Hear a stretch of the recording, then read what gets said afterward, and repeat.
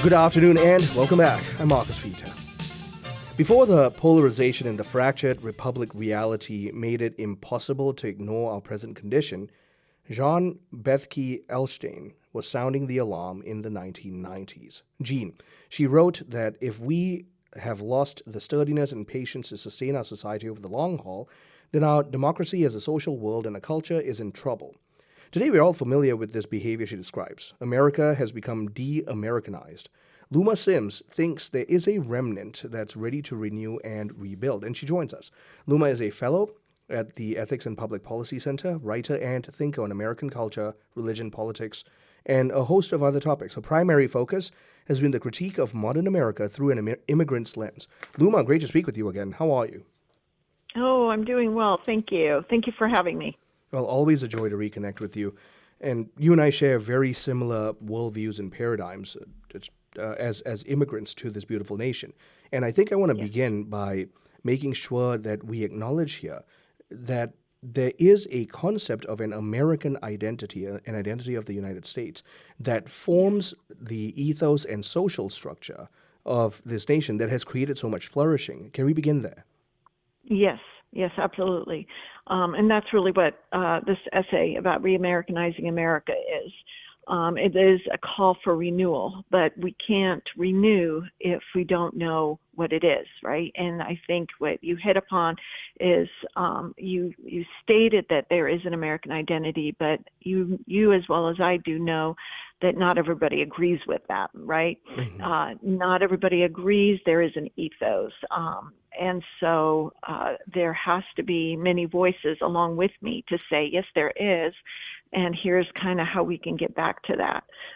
So that's what, anyway, that was what prompted me, especially as an immigrant, to call back even those who are naturally born Americans who have forgotten or may even be somewhat resistant sometimes to the American ethos or American identity, or maybe they find it a little too polarizing and are afraid to speak about it, or maybe they are gun-shy from the idea of patriotism, and therefore they sort of recoil from it. There is a good and right way to understand these things and to practice them.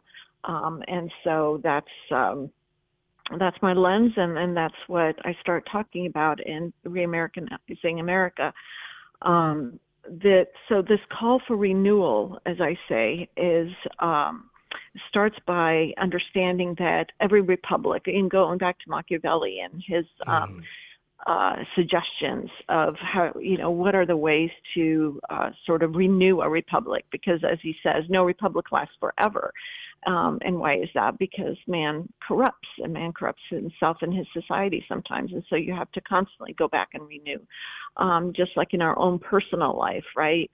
We sometimes go off the rail a bit, and then we have to remind ourselves of who we are and who we belong to, and sort of get back on track. And the same thing goes with our republic, right? And Machiavelli talks about taking a republic back to the strengths and the virtues that it had in the beginning. And what were some of those virtues? And they were goodness, or civic virtue.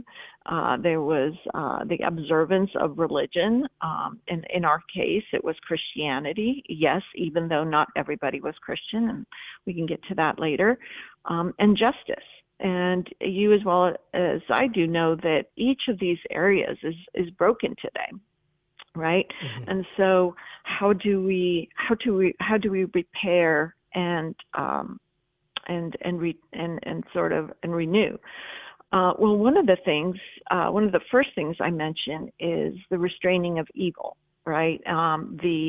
That no renewal can happen without a restraining of evil. So what does that mean? That means law and order, right? So the thing that I don't believe that. So please forgive me for saying this, but I don't believe sometimes we Catholics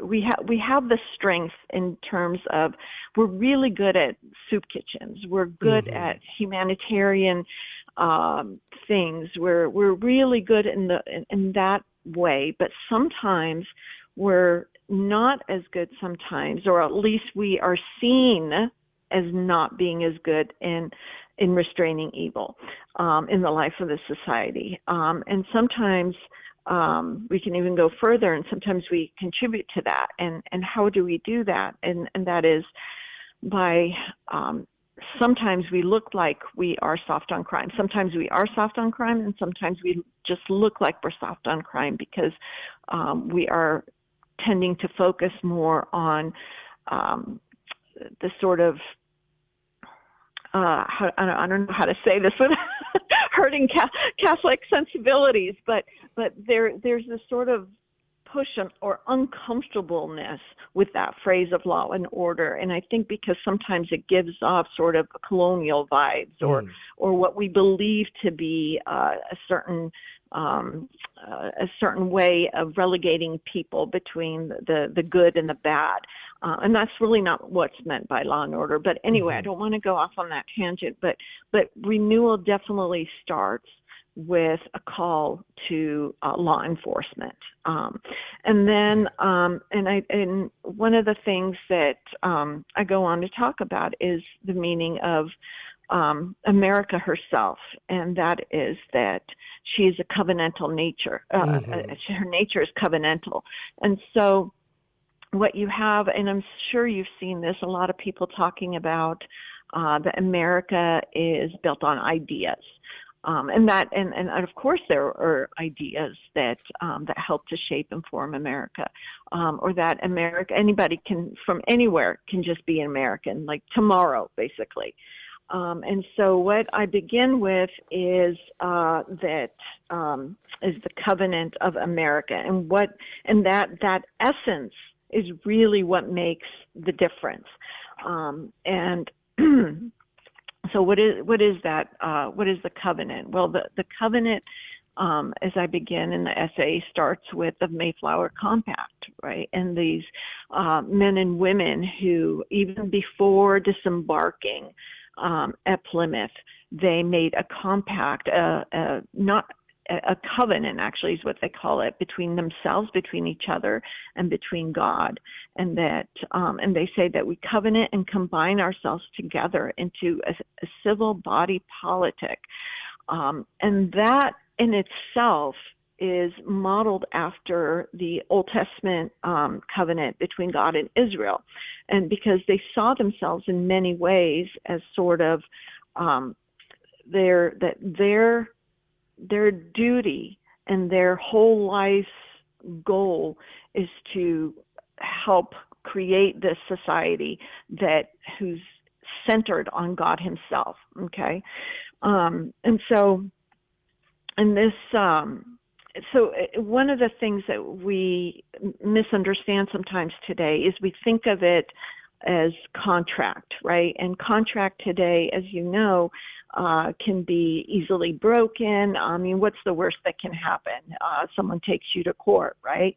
But that's not the covenantal view, right? Covenantal, you break a covenant, and that has a metaphysical dimension, right? Yeah. Think of it as a divorce, right? Breaking the marriage vows or something like that.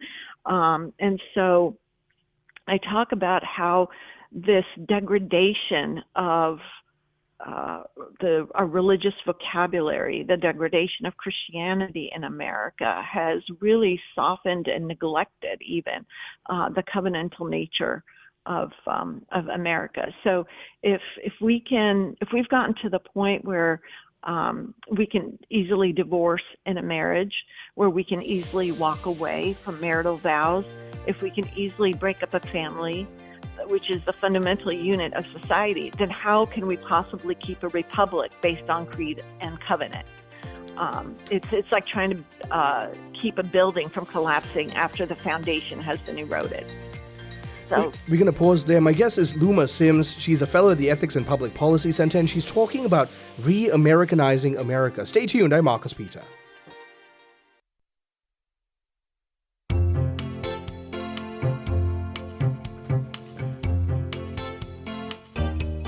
Good afternoon and welcome back. I'm Marcus Peter. I'm talking with Luma Simms. She is a fellow at the Ethics and Public Policy Center, and we're talking about Re-Americanizing America.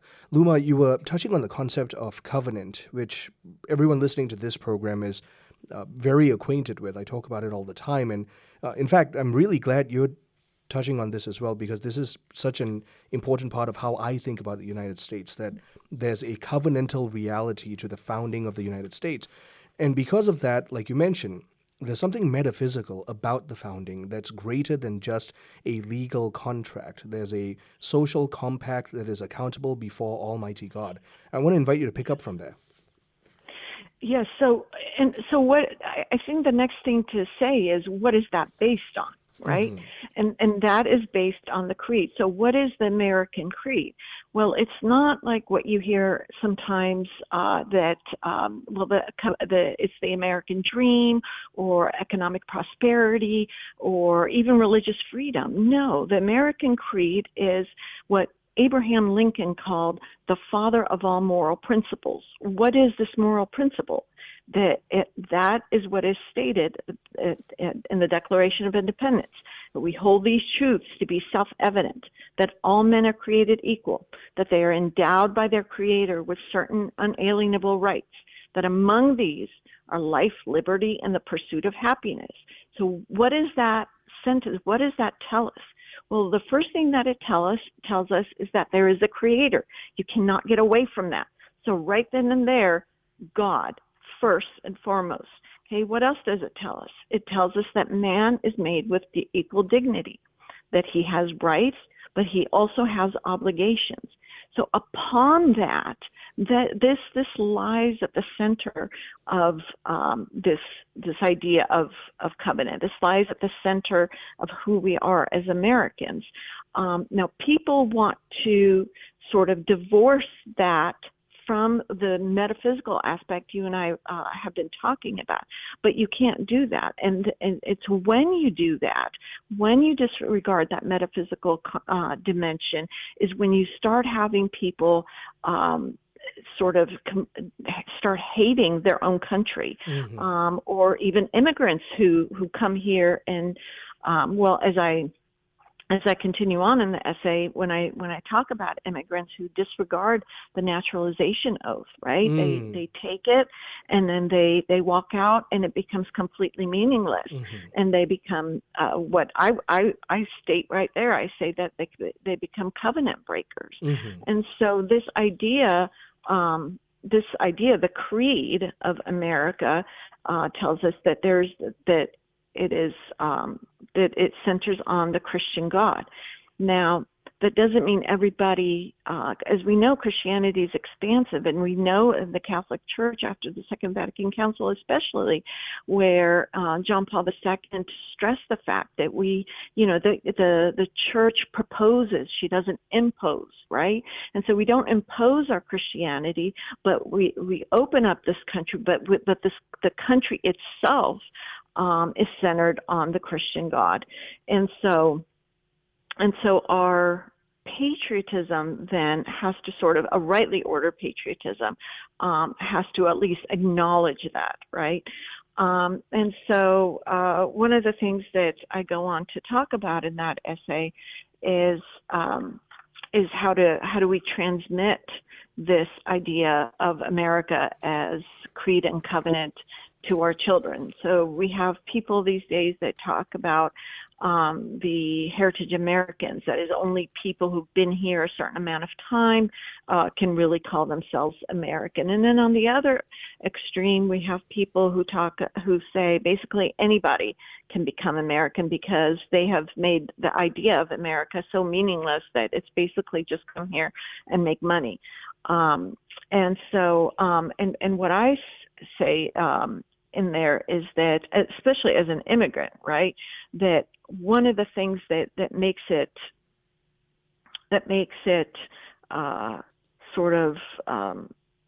grounding is not just that I can recite the oath, but that I take seriously that I am making the oath, right? That's why it's called the naturalization oath. And then the transmission of that is is actually the American heritage. So that's where you have to teach. Sorry, that's my computer going off. That's where we have to teach our children. We have to pass on the American identity. Mm-hmm. We have to have civic education. And I have a list in there somewhere of different things that we can do to sort of shore up our identity. Because if you remember in the essay, I talk about that the Shadi Hamid article in the Washington Post about where he says that basically Muslims shouldn't have to assimilate, mm-hmm. And so that itself, that particular article was aimed mostly at to sort of desensitize the public to the anti-Sharia movement, mm-hmm. But speaking of immigrants in particular, it's not that I'm saying that immigrants don't have cannot make contributions. Of course we do, right? You and I both know that the great value of immigrants, but we also know that it has to be our dedication to our adopted country, mm-hmm. has to be taken seriously. We can't just make the oath of naturalization and go out and decide to not keep it, or that it's meaningless. And so, and I'm very concerned actually about that movement, the movement of immigrants to disregard the naturalization oath. And so what are some of the ways that we can renew the republic? Well, we can start with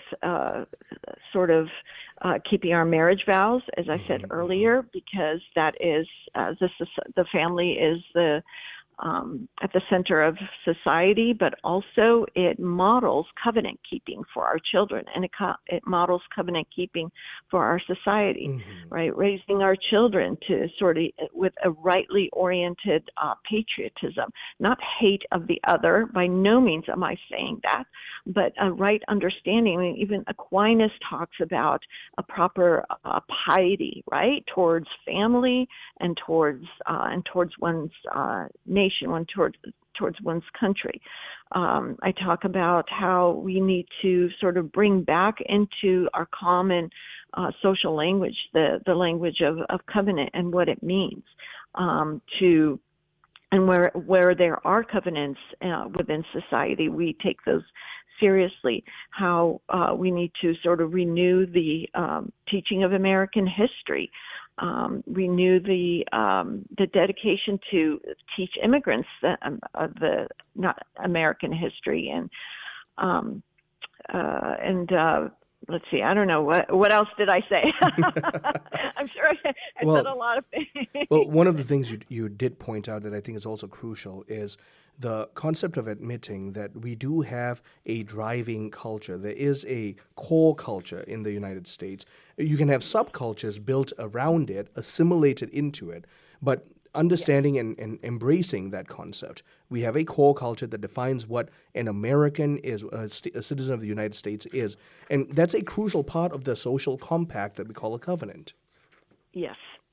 And so this is one of the things that I actually struggled with my mother when, in the early years when we came to America. I mean, she, in the last few years, has began to tell me that I was correct in this, because she used to tell me, well, they told us that when we took the naturalization oath, that we can keep our culture and we can keep our language and we can keep our ways, because and she did, and I used to have these arguments, and I said, how can you bring us to this country and still continue to want to live like we were living in Iraq? I mean, you can't do that. And she would say, well, they told us we can. Mm-hmm. She was talking about the people that were administering the naturalization oath. Where she said, well, the Americans are saying it. So obviously it's okay, right? So, and Mom, we want to be part of this country. We need to integrate. We have to assimilate. Well, what does that mean? And so, well, that means that you don't just keep to yourself and only your Iraqi friends. You have to learn English, Mom, right? And so, and here I am, just having these conversations with her, and this is even within my own family.